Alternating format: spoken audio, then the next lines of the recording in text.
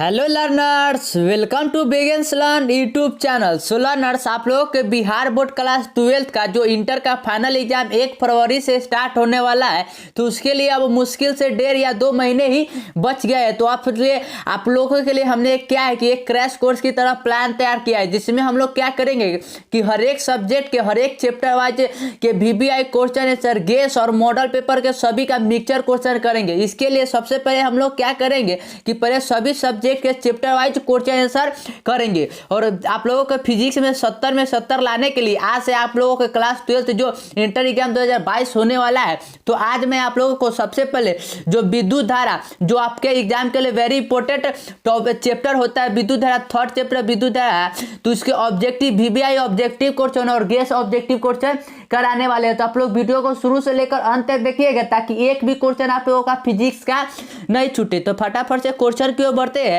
तो विद्युत धारा का जो पहला क्वेश्चन है, वो पहला क्वेश्चन है क्या कि निम्न में से कौन सा पदार्थ संयोजक तार बनाने के लिए सर्वाधिक उत्तम है। मतलब कि इन चारों में से वो कौन सा जो है ना पदार्थ जिसका संयोजक तार, मतलब नहीं है, समझे कि एक जो दूसरा से जोड़ जोड़ कर बनाते हैं तार, तो उसके लिए सर्वोत्तम उत्तम कौन है। क्या नाइक्रोम है, क्या टंगस्टन है, या तांबा है, या मैग्नीज है।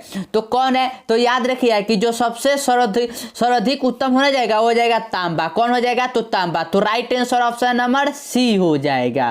क्वेश्चन नंबर 2 की ओर बढ़ते। तो क्वेश्चन नंबर 2 में क्या है कि एक आयताकार टुकड़े की भुजा की माप 2 सेंटीमीटर, 3 सेंटीमीटर एवं 4 सेंटीमीटर है। इसकी समांतर सतहों के बीच अधिकतम और न्यूनतम प्रतिरोधों का अनुपात होगा। मतलब क्या है कि अगर कोई आयताकार टुकड़ा, जैसे कि मैं आयत बना रहा हूं, यहाँ पर आयताकार टुकड़ा है, उसमें क्या करा है कि 2 सेंटीमीटर और 3 सेंटीमीटर और 4 सेंटीमीटर इसकी समानांतर है, ठीक है।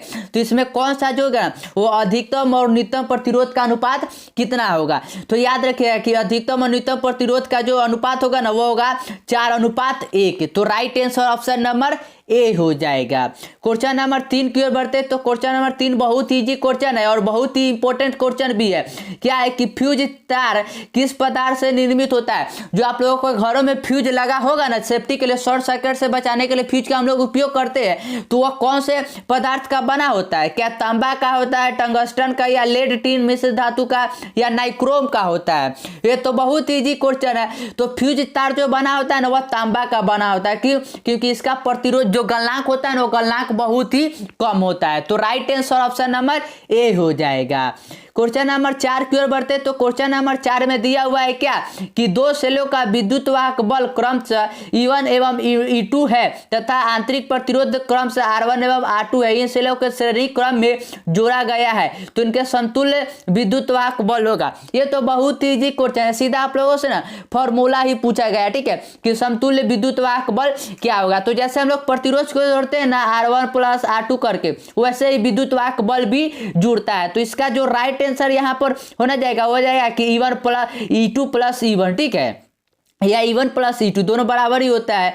क्वेश्चन नंबर 5 की ओर बढ़ते। तो क्वेश्चन नंबर 5 में क्या है कि 3 प्रतिरोधक जिनमें से प्रत्येक प्रतिरोध R है भिन्न भिन्न तरीकों से संयोजित किए जाते हैं, इनमें से कौन प्राप्त नहीं हो सकता। मतलब क्या है कि सपोज कि यह एक R है, रेजिस्टेंस है, ये दूसरा है और यह तीसरा है। इससे पहले हम लोग क्या करेंगे कि अगर श्रेणी क्रम में जोड़ेंगे, फिर समानांतर क्रम में जोड़ेंगे, फिर दोनों को दोनों को कंबाइन करके जोड़ेंगे, तो इन चारों में से वो कौन सा है ना जो हमें प्राप्त, कभी मतलब प्राप्त ही नहीं होगा, ठीक है। तो कौन प्राप्त नहीं होगा, तो वो हो जाएगा कि 2R/4। 2R/4 जो है ना, वो हम लोगों को कभी प्राप्त नहीं होगा। तो right answer option number B हो जाएगा। क्वेश्चन नंबर 6 की ओर बढ़ते। तो क्वेश्चन नंबर 6 में क्या है कि एक 10 ओम तार की लंबाई खींचकर 3 गुना लंबा कर दिया जाए तो तार का नया प्रतिरोध आएगा। तार का नया प्रतिरोध क्या होगा, तो फॉर्मूला क्या होता है, R = होता है ρL/A होता है, ठीक है, यही होता है। और क्या करा है कि तार की लंबाई खींचकर 3 गुना, मतलब इसको 3 गुना कर दिया जाता है। तो क्या है कि R भी किसके, इसके समानुपाती है। तो अगर ये 10 है तो 10 × 3 करेंगे तो कितना हो जाएगा, तो 30 ओम, क्योंकि R जो है ना वो डायरेक्टली प्रोपोर्शनल है L के। अगर इसमें भी 3 से गुना करेंगे तो ये भी 3 से गुना हो जाएगा, और R का मान कितना है, तो 10, तो 10 तिहाई हो जाएगा 30 ओम। तो right answer option number B हो जाएगा। आई होप आप लोग समझ रहे होंगे। क्वेश्चन नंबर 7 की ओर बढ़ते। तो क्वेश्चन नंबर 7 में क्या है कि एक 220 वोल्ट 1000 वाट बल्ब को 10 वोल्ट के स्रोत से जोड़ा जाता है तो बल्ब के द्वारा खपत की शक्ति क्या है, तो शक्ति का फॉर्मूला क्या होता है, तो P equal to V square upon R होता है, वी स्क्वायर अपन आर होता है, या जो आप लोगों ने पढ़ा होगा अथी वाला फॉर्मूला उसके वी स्क्वायर अपन टी वाला उसके भी आप लोग बना सकते हैं। तो इसको जब सॉल्व करिए ना तो यहाँ पर जो आप लोगों को आंसर मिलेगा वो मिलेगा 250 वाट। कितना मिलेगा, तो 250 वाट। तो right answer option number C हो जाएगा। क्वेश्चन नंबर 8 की ओर बढ़ते हैं। तो क्वेश्चन नंबर 8 बहुत ही इंपॉर्टेंट क्वेश्चन है, इसे ना आप लोग याद ही कर लीजिएगा। अगर याद है तो बहुत ही अच्छा बात है। क्या है कि किरचॉफ का प्रथम नियम जो होता है ना सिग्मा इक्वल टू 0 एवं द्वितीय नियम sigma I R equal to E क्रमशः आधारित है। वो जो किरचॉफ का पहला नियम है और किरचॉफ का जो द्वितीय नियम है, ये दोनों किस पर आधारित है यही पूछा गया है। ठीक है, तो किरचॉफ का जो पहला नियम होता है वह क्या कहता है कि जो सभी धाराओं का जो योग होता है ना वह शून्य होता है। मतलब क्या है कि आवेश का संरक्षण सिद्धांत पर होता है। और दूसरा किरचॉफ का जो द्वितीय नियम है वह क्या है कि ऊर्जा संरक्षण के सिद्धांत पर है। तो राइट आंसर जो होना जाएगा वो ऑप्शन नंबर डी हो जाएगा कि किरचॉफ का प्रथम नियम हो जाएगा आवेश संरक्षण पर और द्वितीय नियम हो जाएगा ऊर्जा संरक्षण पर। यह बहुत ही इंपॉर्टेंट क्वेश्चन, यह बार बार आप लोगों के एग्जाम में रिपीट होता है। क्वेश्चन नंबर 9 की ओर बढ़ते। तो क्वेश्चन नंबर 9 में क्या है कि तापक्रम बढ़ाने पर यदि प्रतिरोध घटता है तो वह है, मतलब क्या कर रहा है कि अगर आप लोग ताप को अगर इंक्रीज कर बढ़ा दीजिएगा ना तो उसका प्रतिरोध जो है ना वह घट जाता है। तो वह कौन सा होगा, क्या अति चालक होगा या अर्धचालक होगा या विद्युत रोधी होगा या इनमें से कोई नहीं होगा। तो आप लोगों ने अर्धचालक में पढ़ा हुआ क्या कि अगर हम लोग ताप को इंक्रीज करते मतलब बढ़ाते हैं तो उसका रेजिस्टेंस यानी प्रतिरोध जो है ना वो घट जाता है। तो कौन होता है, तो होता है अर्धचालक। तो right answer option number B हो जाएगा। क्वेश्चन नंबर 10 की ओर बढ़ते। तो क्वेश्चन नंबर 10 में जो आप लोगों को यहाँ पर पिक्चर दिखा हुआ पहले देख लीजिए। क्या है कि चित्र ए का विभव जो यहाँ पर ए है ना इसका 10 वोल्ट है। पृथ्वी में प्रवाहित धारा होगी, धारा यानी आई का मान आप लोगों से पूछा है कि आई का मान क्या होगा। एक भी तो आप लोगों को दिया हुआ आर का दिया हुआ है तो आई निकालना तो बहुत ईजी हो जाएगा। क्यों, क्योंकि भी इक्वल टू क्या होता है, ओम के नियम से भी इक्वल टू होता है आई आर। तो हमें आई का निकालना है तो ये हो जाएगा v अपॉन आर। और v का मान कितना है तो 10 और r का मान कितना है तो 3। तो 10 बटा में 3 और 10 को जब 3 से डिवाइड करिएगा तो कितना मिलेगा था 3.3 कुछ करके अप्रॉक्स में आप लोगों को मिलेगा। तो right answer option number B हो जाएगा। क्वेश्चन नंबर 11 की ओर बढ़ते। तो क्वेश्चन नंबर 11 में क्या है कि एक हीटर 100 वाट 200 वोल्ट के तार को बीच से दो टुकड़ों कर समानांतर क्रम में जोड़कर 200 वोल्ट विभवांतर के स्रोत से जोड़ा जाता है तो कितनी शक्ति प्राप्त होगी। शक्ति यानी वही जो फॉर्मूला बताया ना आप लोगों को v इक्वल टू बटा में आर, इसी फॉर्मूले पर इसको भी बैठा कर आप लोग जब सॉल्व करिएगा ना तो जो यहाँ पर आप लोगों को आंसर मिलेगा वो मिलेगा 40 वाट। कितना मिलेगा तो 40 वाट। तो right answer option number A हो जाएगा।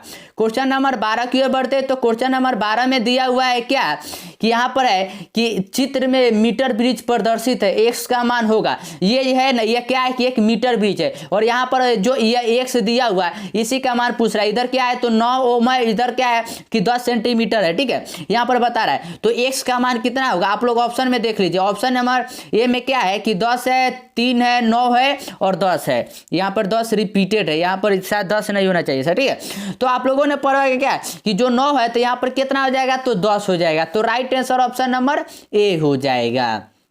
क्वेश्चन नंबर 13 की ओर बढ़ते। तो क्वेश्चन नंबर 13 में क्या है, क्वेश्चन नंबर 13 में सीधा व्हीटस्टोन का जो व्हीटस्टोन ब्रिज होता है उसका फॉर्मूला है क्या कि व्हीटस्टोन ब्रिज में भुजा प्रतिरोध पी क्यू आर एवं एस हो तो संतुलन की स्थिति में, जो संतुलन की स्थिति में व्हीटस्टोन ब्रिज होता है तो उसका फॉर्मूला क्या होता है यही पूछा गया है। ठीक है, तो ये तो फॉर्मूला आप लोगों ने पढ़ा होगा, क्या होता है कि P upon Q equal to R upon S होता है। यही तो संतुलन की स्थिति होता है और यह कहां पर दिया हुआ है तो आप लोग कहिएगा कि यह हमारे ऑप्शन नंबर बी में है। तो right answer option number B हो जाएगा। क्वेश्चन नंबर 14 की ओर बढ़ते। तो क्वेश्चन नंबर 14 में क्या है कि एक धातु का घनत्व डी एवं विशिष्ट प्रतिरोध पी है तो इसके एक तार बनाना है जिसकी लंबाई एल तथा प्रतिरोध आर हो तो धातु को कितना द्रव्यमान चाहिए। पूछ रहा है कि धातु को कितना द्रव्यमान चाहिए। तो याद रखिएगा कि जो उसे द्रव्यमान चाहिए ना वो चाहिए P L square D upon R. और ये कहाँ है तो ये हमारे ऑप्शन नंबर ए में। तो right answer option number A हो जाएगा। क्वेश्चन नंबर 15 की ओर बढ़ते तो क्वेश्चन नंबर 15 में क्या है, आपको एक एक ओम का 3 प्रतिरोध दिया गया है, उनके संयोजन से न्यूनतम प्रतिरोध प्राप्त किया जा सकता है।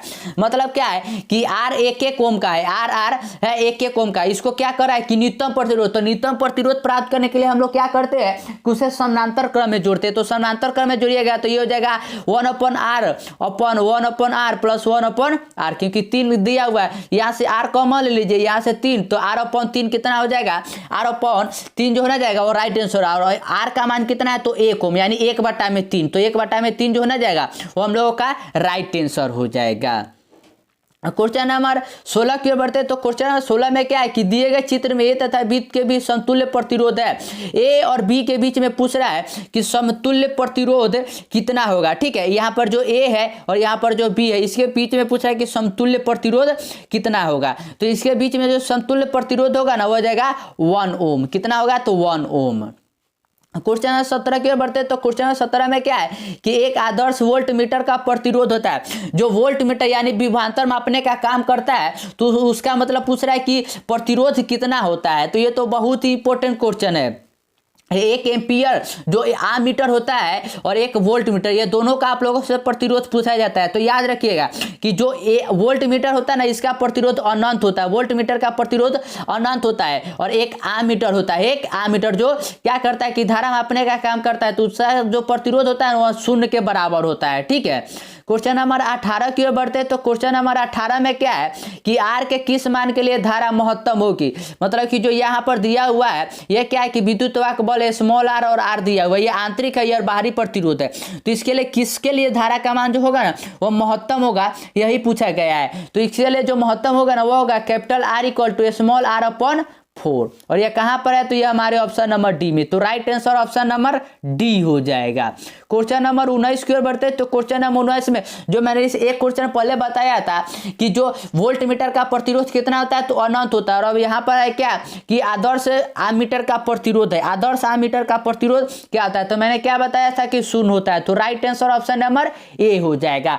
और क्या करिएगा कि आप लोग इस वीडियो को लाइक कर लीजिएगा और अपने दोस्तों को साथ शेयर कर दीजिएगा, क्योंकि इसके बाद मैथ का फिर केमिस्ट्री का सभी का आप लोगों को क्या करना है कि हमें प्रैक्टिस करवाना है। और चैनल पर नए हैं तो चैनल को सब्सक्राइब भी कर लीजिएगा।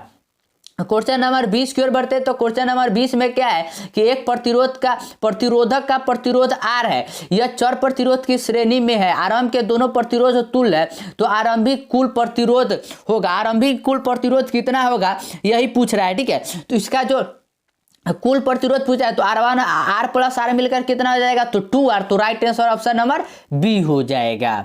क्वेश्चन नंबर 21 की ओर बढ़ते तो क्वेश्चन नंबर 21 में दिया हुआ है क्या कि एक प्रतिरोधक का प्रतिरोध R है, यदि चर R प्रतिरोधक की श्रेणी में है तथा एक सेल EMF इक्वल टू इनके RA लग रहा है, तो आरंभ में दोनों प्रतिरोध तुल्य है, तो चर प्रतिरोध का ये मान एक समान दर से कम किया जाता है, तो परिपथ से धारा होगा। परिपथ से धारा क्या होगा तो याद रखिएगा कि परिपथ से धारा क्या होगा कि वह बढ़ते बढ़ते एक अचर मान को प्राप्त कर जाएगी, तो right answer option number C हो जाएगा। क्वेश्चन नंबर 22 की ओर बढ़ते हैं ना, तो क्वेश्चन नंबर 22 में दिया हुआ है क्या कि दिखाए गए परिपथ के बिंदु ए और बीच के बीच तुल्य प्रतिरोध ए और बी के बीच पूछ रहा है कि तुल्य प्रतिरोध कितना होगा। तो सबसे पहले इसको सॉल्व करने के लिए ना जो यहाँ पर श्रेणी क्रम में है तो इन तीनों का श्रेणी क्रम वाले पहले को कर लीजिए, उसके बाद जो ये समानांतर क्रम में है दोनों, इन दोनों को सॉल्व कर लीजिए तीनों को। पहले क्या हो जाएगा कि पहले तो ये हो जाएगा 3R, एक हो जाएगा R और एक हो जाएगा फिर से R, और इस तीनों क्या है कि अब समानांतर क्रम है, तो समानांतर क्रम को सॉल्व कर लीजिए और सॉल्व करने पर जो आप लोगों को आंसर मिलेगा ना वह मिलेगा R, सिर्फ क्या मिलेगा तो R, तो right answer option number A हो जाएगा। क्वेश्चन नंबर 23 की ओर बढ़ते हैं तो क्वेश्चन नंबर 23 में दिया हुआ है क्या कि परिपथ में एक से निम्न से किस मान के लिए गैल्वेनोमीटर की धारा शून्य होगा, गैल्वेनोमीटर का धारा शून्य होगा। तो फॉर्मूला क्या होता है, जो व्हीटस्टोन ब्रिज होता है तो उसका संतुलन की स्थिति होता है कि P/Q equal to R/S, R/S होता है ना। तो इसी पर आप लोग क्या करें कि सभी का वैल्यू पुट कर दीजिए। और उसको क्या करिए कि सॉल्व कर लीजिए, तो यहाँ पर आप लोगों को मिल जाएगा, ठीक है। और ये यहाँ पर जो आप लोगों को आंसर मिलेगा ना, वो याद रखिएगा कि 20 ओम मिलेगा। कितना मिलेगा? तो 20 ओम। तो right answer option number C हो जाएगा। क्वेश्चन नंबर 24 की ओर बढ़ते हैं ना, तो क्वेश्चन नंबर 24 में क्या है कि प्रतिरोधकता ताप गुणांक का एसआई मात्रक है। प्रतिरोधकता जो होता है ना, उसका पूछ रहा है कि ताप गुणांक का एसआई मात्रक कितना होता है। तो इसका सीधा याद रखिएगा कि उसका जो प्रतिरोधकता का ताप गुणांक का एसआई मात्रक होता है वो पर केल्विन होता है। क्या होता है? पर केल्विन। तो right answer option number B हो जाएगा। क्वेश्चन नंबर 25 की ओर बढ़ते हैं, तो क्वेश्चन नंबर 25 में क्या है, यदि ताप का मान 3 डिग्री सेल्सियस से बढ़ा दिया जाए तो प्रतिरोधकता गुणांक का मान क्या है कर रहा है कि अगर किसी भी प्रतिरोधकता है, अगर उसका तापमान 3 डिग्री सेल्सियस है, अगर ताप को आप लोग बढ़ा दीजिएगा तो उसका क्या होगा, ताप गुणांक क्या बढ़ जाएगा या घट जाएगा या लगभग समान रहेगा या इनमें से कोई नहीं होगा। तो क्या होगा कि वो लगभग समान रहेगा, लगभग समान रहेगा। तो right answer option number C हो जाएगा। क्वेश्चन नंबर 26 की ओर बढ़ते हैं, तो क्वेश्चन नंबर 26 में क्या है कि स्विच ऑन करने के बाद एक इलेक्ट्रिक बल्ब का ताप है, जो मतलब जब आप लोग स्विच ऑन करते हैं तो किसी इलेक्ट्रिक बल्ब का ताप क्या होता है, बढ़ जाता है या प्रथम बढ़ता है तब घटता है, प्रथम घटता है तब बढ़ता है या प्रथम बढ़ता है और तब स्थिर हो जाता है, क्या होता है। तो पहले क्या करते हैं कि जब आप लोग अगर किसी भी बल्ब के स्विच को अगर आप लोग दबाइएगा ना, तो पहले क्या है कि अगर यहाँ से बिजली जाएगा, लाइट जाएगा, धारा जाएगा तो बल्ब तो जलेगा, यानी उसका उस समय क्या है कि तापमान इंक्रीज हो जाएगा, यानी तापमान बढ़ जाएगा। लेकिन क्या है कि जब लगातार बल्ब जलेगा तो उसका तापमान जो हो जाएगा ना, वह स्थिर हो जाएगा। तो इसका right answer option number D हो जाएगा कि प्रथम बढ़ता है और तब स्थिर हो जाता है। क्वेश्चन 27 के बढ़ते, तो 27 में क्या है कि 100 वाट हीटर के द्वारा उत्पन्न ताप 2 मीटर में किसके बराबर है। किसके बराबर होगा? अगर 100 वाट हीट के द्वारा उत्पन्न 2 मिनट के बराबर होगा, किसके बराबर होगा? तो याद रखिएगा कि ये जो होगा ना, ये होगा 12 गुने 10 के पावर 3 जूल। क्वेश्चन नंबर 28 की ओर बढ़ते हैं, तो क्वेश्चन नंबर 28 में क्या है कि 1000 वाट हीटर 230 वोल्ट के चाहिए है, तो उसका प्रतिरोध होगा। प्रतिरोध का फॉर्मूला याद रखिए, R इक्वल टू होता है V अपॉन R, ठीक है। तो V का R equal to V upon P होता है, ठीक है, V अपॉन P होता है। तो यहाँ V का मान दिया हुआ है, R का P का मान दिया, उसे आप लोग पुट कर लीजिए, उसके बाद वैल्यू आप लोग निकाल लीजिएगा और कितना मिलेगा। तो यहाँ पर जो आप लोगों को आंसर मिलेगा ना, वो मिलेगा 52.9 ओम। क्वेश्चन नंबर 29 की ओर बढ़ते हैं, तो क्वेश्चन नंबर 29 में क्या है कि निम्नलिखित में से कौन सा संबंध धारा घनत्व कहा जाता है। धारा घनत्व का जो संबंध जे होता है ना, धारा घनत्व का, तो उसका पूछ रहा है कि संबंध क्या होता है, क्या आई अपॉन ए होता है या ए अपॉन आई होता है या आई स्क्वायर अपॉन ए होता है या I Q upon A square होता है। तो जे का इक्वल टू क्या होता है? तो जे इक्वल टू होता है आई अपॉन ए, आई अपॉन ए होता है। इकाई क्षेत्रफल में जो धारा प्रवाहित होता है उसे तो हम लोग धारा घनत्व कहते हैं। तो right answer option number A हो जाएगा। तो क्वेश्चन नंबर 30 और आज के लास्ट क्वेश्चन की ओर बढ़ते हैं, तो क्वेश्चन नंबर 30 में क्या है कि दिए गए परिपथ में धारा है, जो ये दिया हुआ परिपथ है इसमें पूरा कुल धारा कितना होगा, यही पूछा गया है, ठीक है। तो कुल धारा यहाँ पर जो होगा ना, वो 2 ओम होगा, 2 एम्पियर होगा। तो right answer option number D हो जाएगा। और आप लोग वीडियो को अपने दोस्तों के साथ शेयर कर दीजिएगा और चैनल पर नए तो चैनल को सब्सक्राइब कर लीजिएगा, क्योंकि इसके बाद मैथ को भी डील करना है।